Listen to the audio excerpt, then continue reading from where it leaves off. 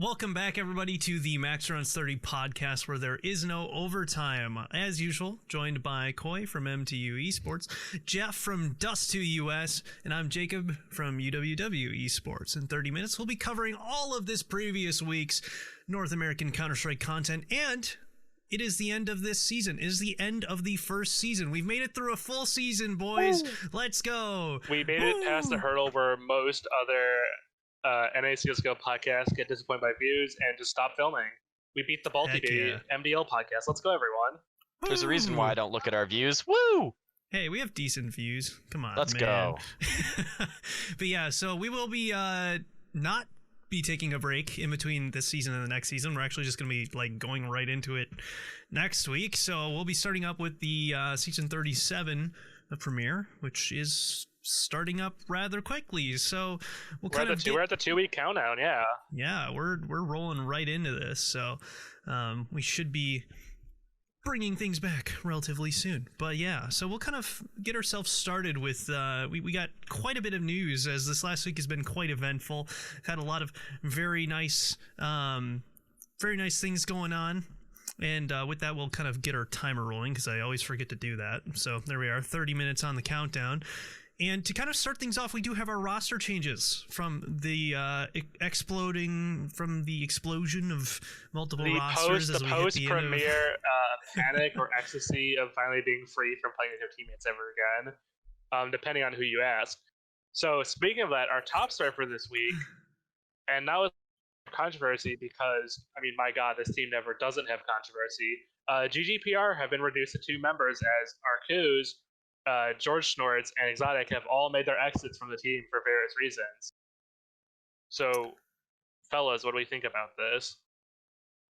Well, you know, I always thought that they felt like a team that had kind of like reached their ceiling almost. I'm happy they did, you know, all right in playoffs. You know, they knocked out Choco Check, which I thank them for, but I'm not sure if they necessarily had much of a future like after that. So it's not too surprising me to see this happen. I mean, we did remember their playoff run has like an asterisk, and it has like another asterisk, and it has like another asterisk, because asterisk number 1 is they weren't really meant to be in playoffs. They got there on a technicality. Mm-hmm. Asterisk number 2 is George Shards just decided, you know, I don't really like CSGO. I'm just not going to play with GGPR anymore, and decided just not to play GGPR, so they had to use some guy named JMP. He didn't do very good, quite poorly actually. And asterisk number 3 is in their final match of the season, they had to use fucking 4Shot, who hasn't played a match in, I don't know, 3 years. He didn't do so hot, expectedly. So, I mean, I don't know. On one hand, I think you're right in the sense that this lineup probably ran its course, and in all honesty, you know,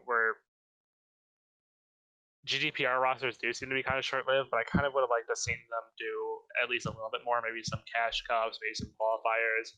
Because, I mean, now we're basically, you know, we're back to square one with this team, where the 2 pieces are Lowrider and Shawniak, and I don't really know how good of a base that is to build a new team.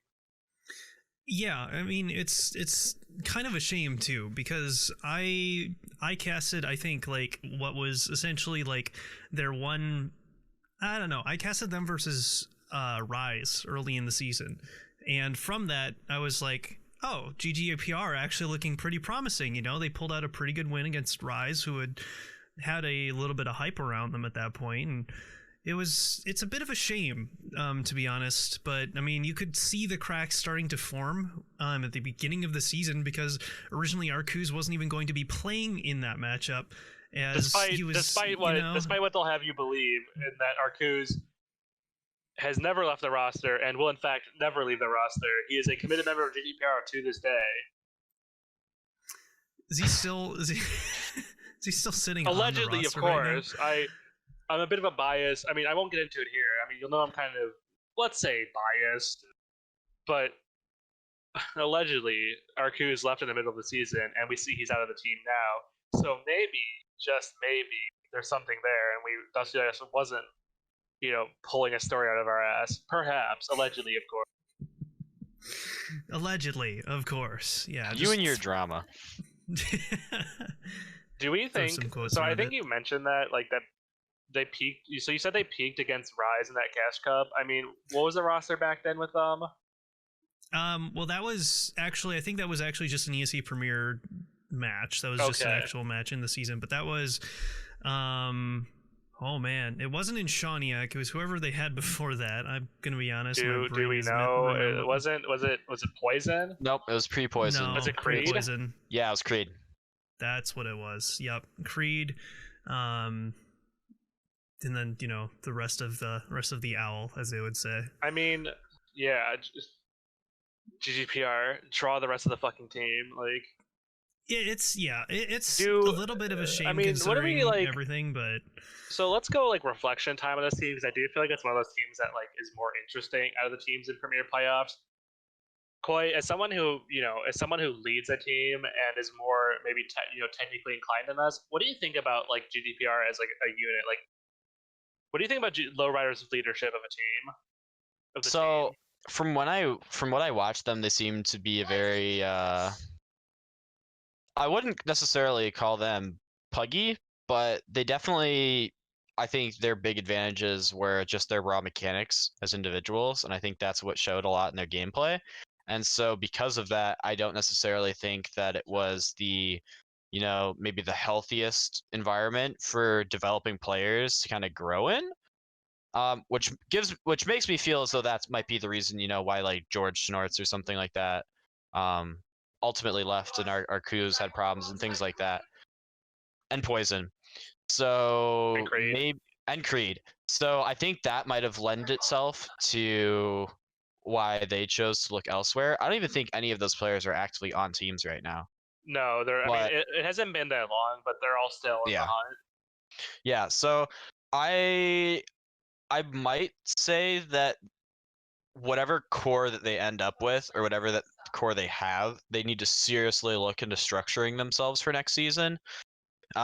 Otherwise, shit's just gonna keep hitting the fan. They're just gonna be one of those, one of those teams that everyone just knows for their constantly cycling roster, like Choco Check or something like that. No one's gonna be able to get emotionally attached. I mean, I will say as like a caveat that Exotic did step down because he's busy with real life commitments. So Yeah. it's not necessarily their fault that Exotic had to leave. But I mean, we sort of look at the available talent in Premier right now, and I'm just kind of scratching my head at like who they pick up because with let's say larger Premier teams, they can call players up who would be excited to play like under a Sheikh Zula or under a Bentley or under even on RBG and work with like Hex and Ara and all those guys. Whereas for a team like this, I don't necessarily know. I don't like. I'm kind of scratching my head on like who they'd be even looking at. I think when it comes to a team like GGPR that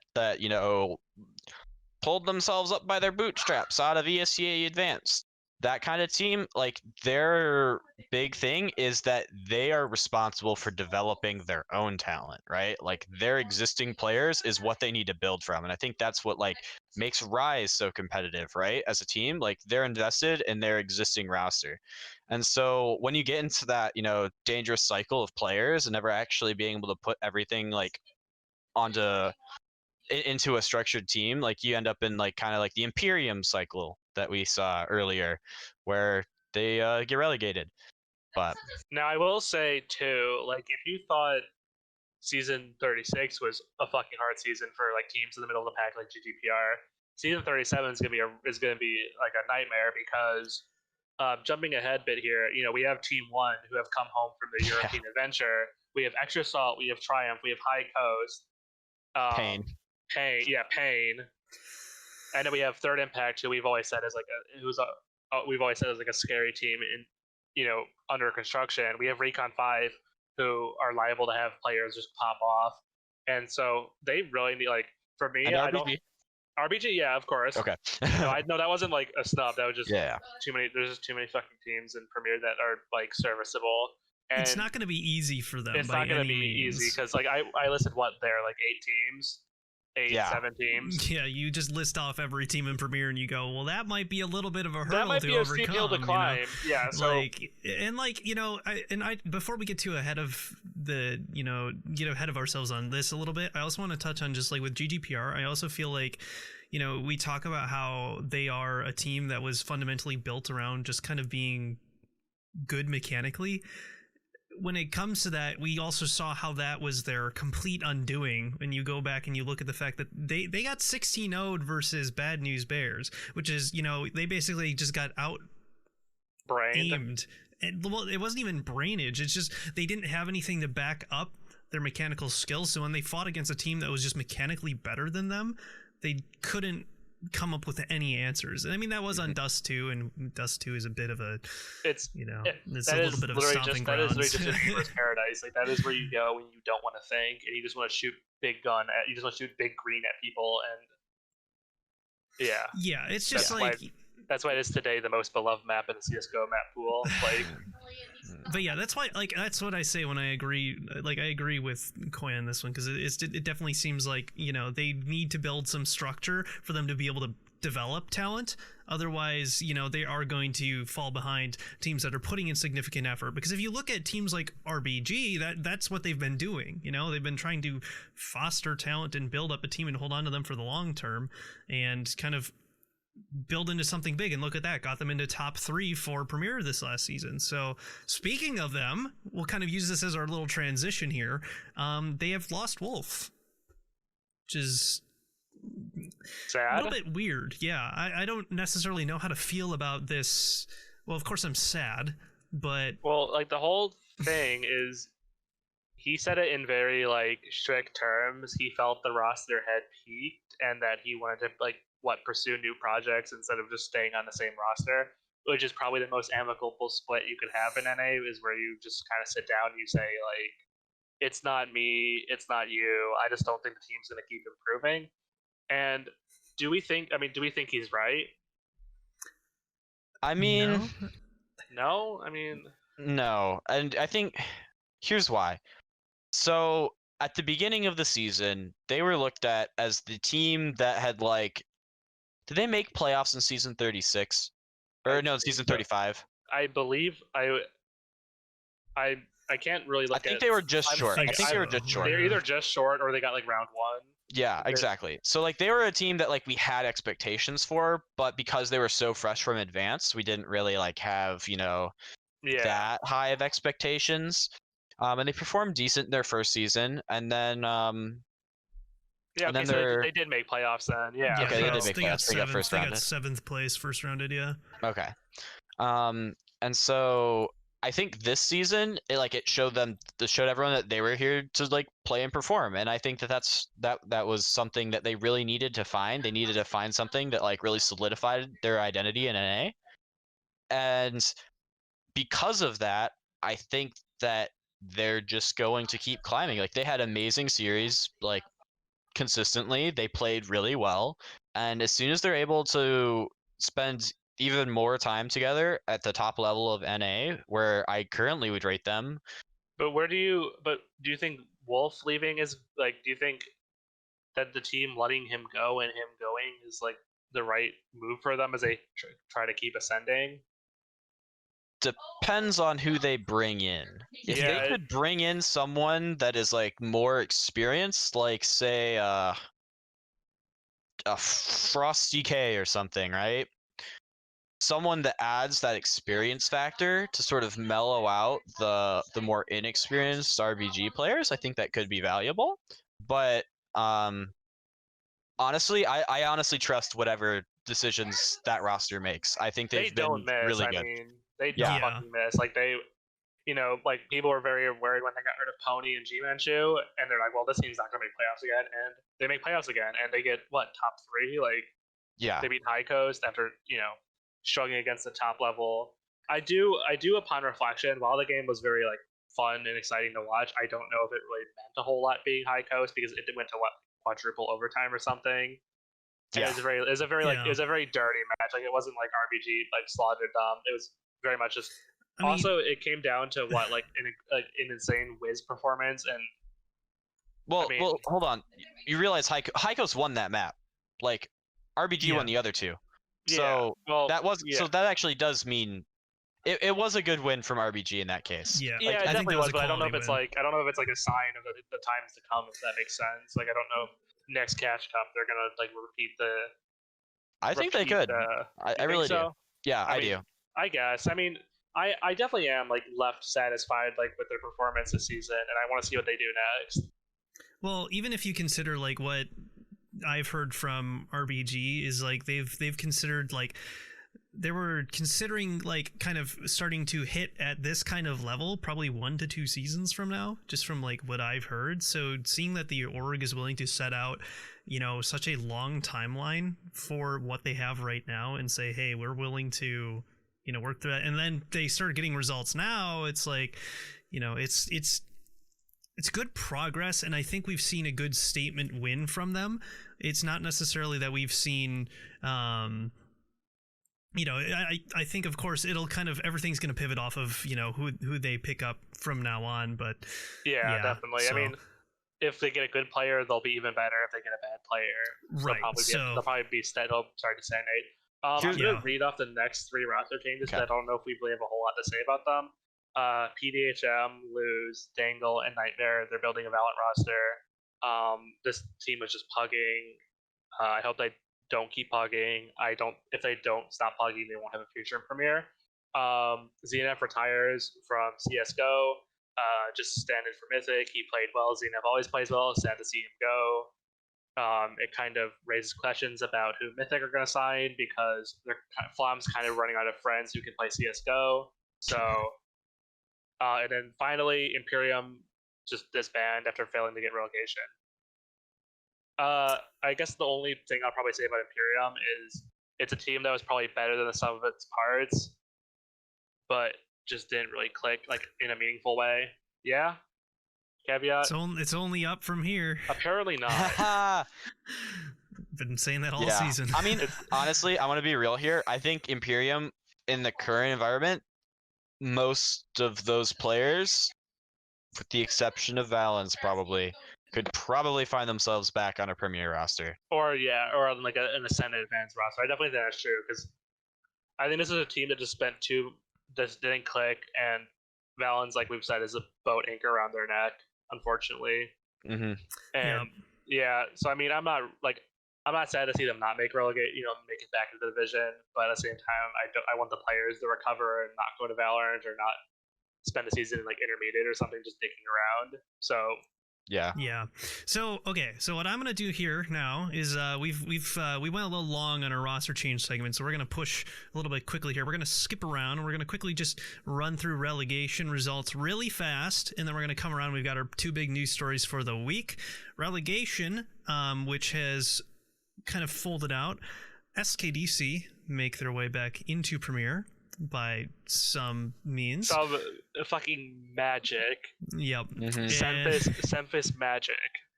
And then Levitate as well find their way back in, which is good for them because they did show some improvement over the kind of final weeks of the season. Yeah, they kind of had a turn that they just like started playing really well, and I really didn't expect that.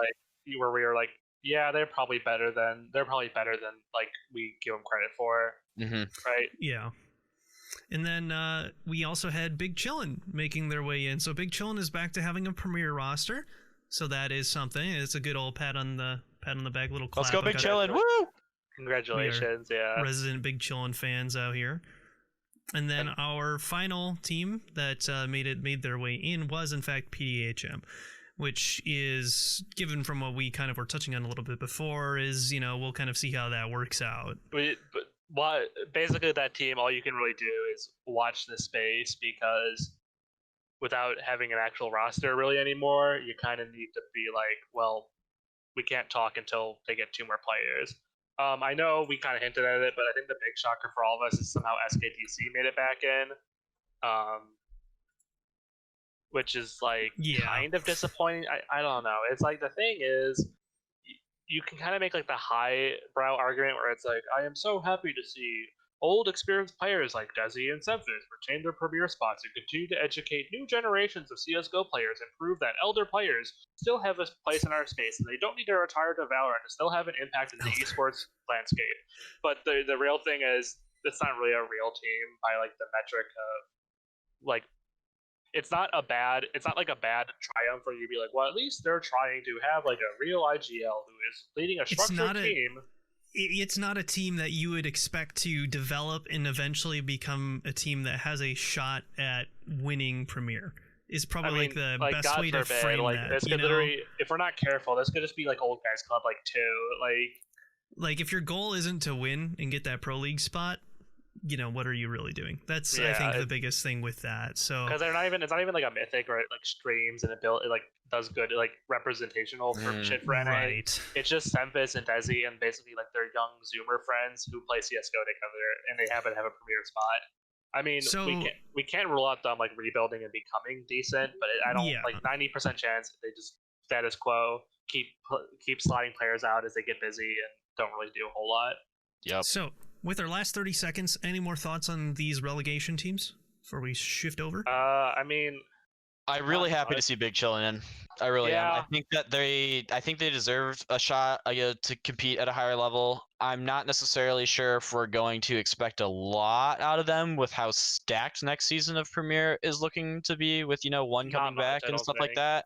But that being said, I'm excited to see the boys. I think you have some personal I think there's like some teams we like all wanted to see. Like I know some of us were excited to see like Headshot Kings make it in, or like Recon 5 Black, but I don't think it ultimately matters that much because like the advanced top 8 advanced are kind of similarly skilled, so it's like maybe next season, fellas. It's nice to see advanced. It's nice to see advanced have some real competition in it too. Like, except for Pain, of course. Yeah, but PDH was it PDHM who almost took a map off him? Wow.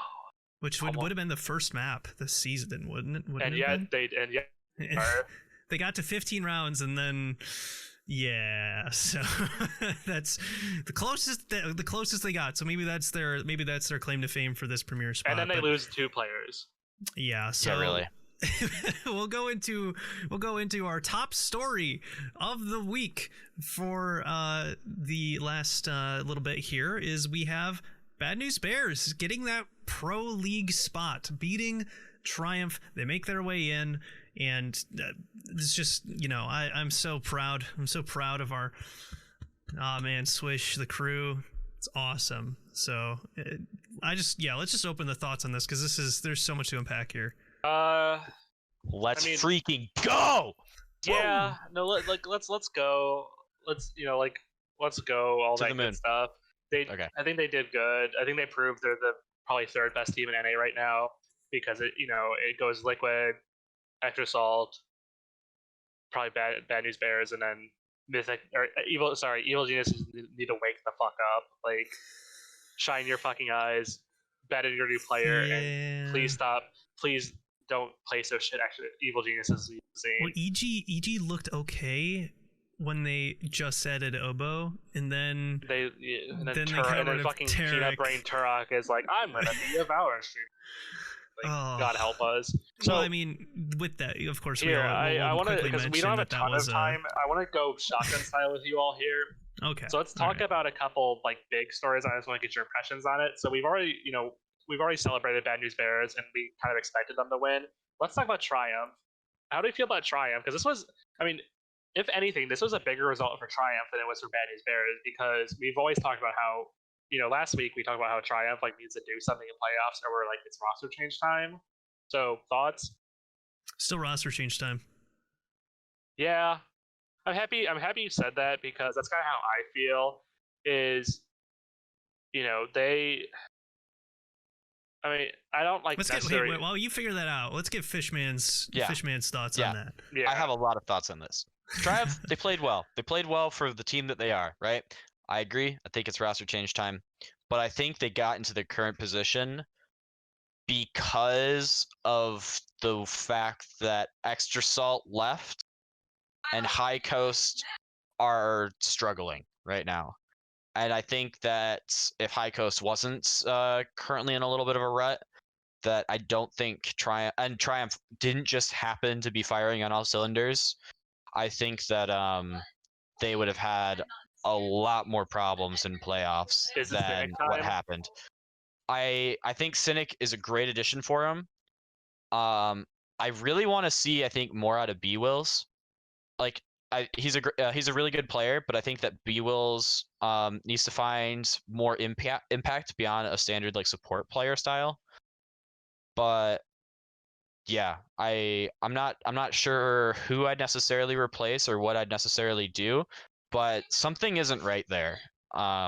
And for the amount of energy and effort that they're putting into NA Counter-Strike, I want them to be better. That's true, I Yeah. think, because it's one of our like only orgs left. They need some W's because they're the only people investing in this scene right now.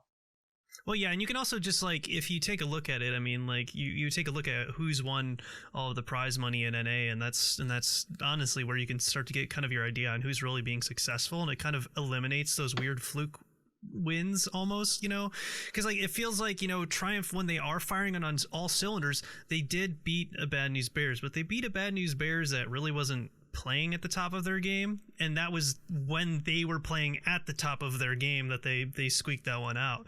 So when it comes to where Triumph goes from here, you know, of course that's your indicator, is if your team is, everybody is like performing and you still can't get it, then you know, then you need to take a, that shows you your peak isn't high enough, right? Right, you can't quite get there. So it's of course, like, I don't know, we've been kind of whispering about this for a couple of weeks now, where, I mean, we felt the same thing with High Coast, I think, before they picked up Modem. Do we need to have the alarm bells go off for High Coast? Like, I don't think I'm there yet. No, I don't think so. They had that honeymoon period when they added Modem, but I honestly don't think I have like the early beginnings of alarm bells going off for me with High Coast. I think that they need a breather or something.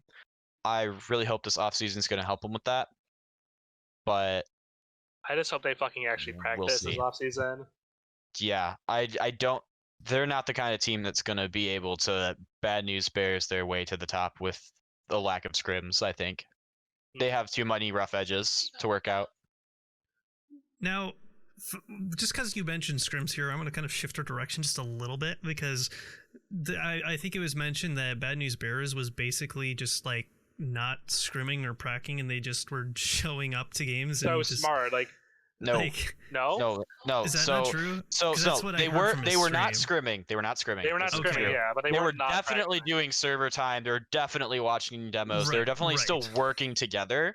They're doing dry runs. Like, they're still doing all of the standard practice stuff except for the raw scrims. Okay. Yeah. Which is smart, because you can't play like 8 scrims against Triumph and then have like new exciting things to show Triumph in your official, because you're like, oh, they're running the same fucking they're running the same like execute they ran in the last 3 scrims.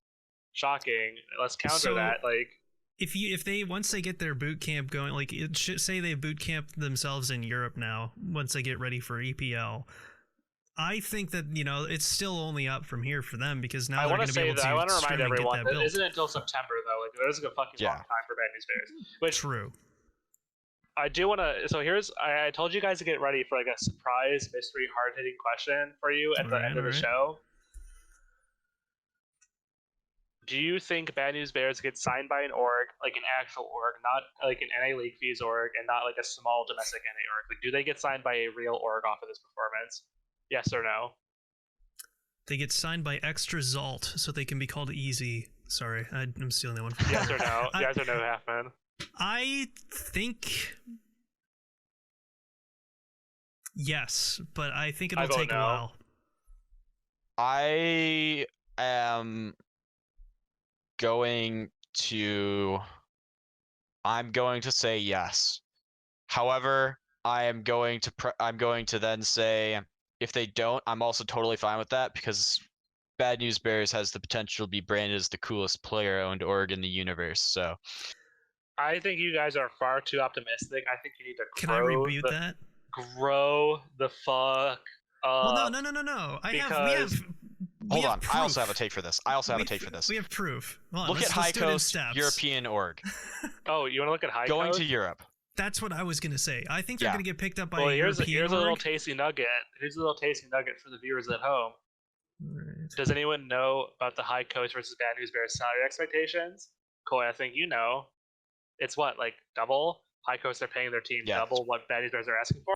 So Yes. you're telling me that the best domestic team in NA that's not currently futzing about in Europe can't find an org, and the fact that basically High Coast got almost, let's say, tricked to an extent, because Bad News Bears didn't exist at the time, and even then Bad News Bears can't find an org. Doesn't that concern you? Like, it's They're gonna get an here's org. my thought. but is it gonna be a real org, or is it gonna be like It's going to happen either right during EPL or right after EPL.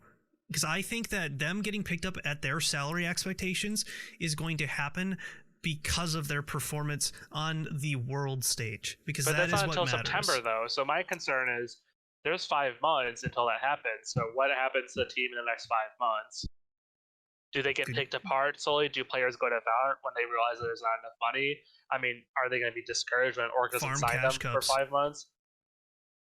Farm They're cash not, they're not playing Premier, so they can't. They're not going to be playing Premier, so they're going to be less in the spotlight. Like, I'm worried for them on it. Like, that's kind of it's like when Chaos won DreamHack and they talk about how they couldn't get an org. Like, I'm scared for these guys because, we see Floppy and Zeppa go to Valorant, and I'm worried. Like, I'm just scared either players are going to get poached, they're not going to get signed, and I don't know. I don't want to end this show on such a somber note, but I'm worried for Bad I can see News the Bears. world where that happens, but I can also see the world where they just farm cash cups and then they use that money to fly themselves to Europe. So, well, there's definitely a lot to unpack there, and it's definitely a topic I think we're going to be talking about for the next couple of months. But on that, we are now going to be ending our first season of the Max Rounds 30 podcast. Thank you all for just being with us through this experience as we learn how to podcast, because this is definitely the first podcast I've ever done. So Thanks for sticking with us through Same. camera 1. Welcome to camera 2. Yep. So yeah, we'll be rolling things back around very shortly, maybe with a new look. Allegedly even next week, perhaps. Yeah, wow. It's almost like the show never ends. So we will be seeing you all very soon. Everybody have a fantastic rest of whatever time of day / night you're listening / watching this at. Bye-bye. Goodbye. Peace.